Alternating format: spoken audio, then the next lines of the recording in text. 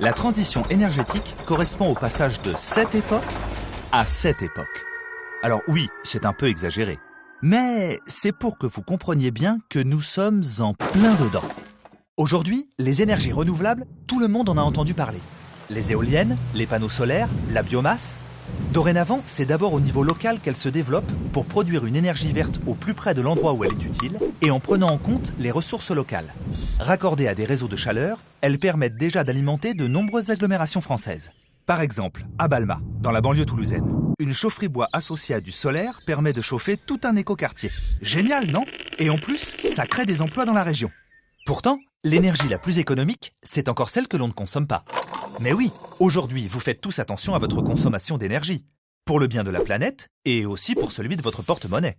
Cela s'appelle l'efficacité énergétique. C'est le métier de milliers d'hommes et de femmes en France. Ils travaillent chaque jour pour optimiser la consommation d'énergie des écoles, des bureaux, des centres commerciaux, et désormais, ils utilisent des outils numériques super innovants.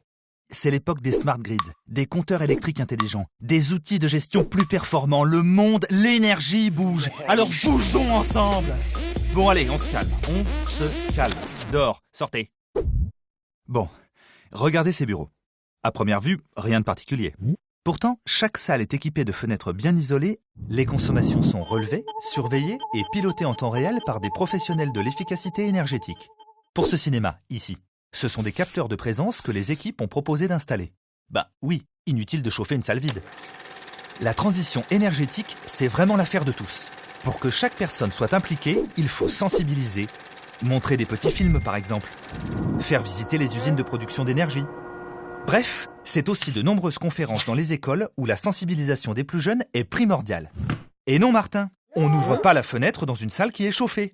Tous ces éco-gestes, ces éco-conseils doivent entrer dans nos habitudes. Parce que sans consommateurs, on ne relèvera pas le défi de la transition énergétique.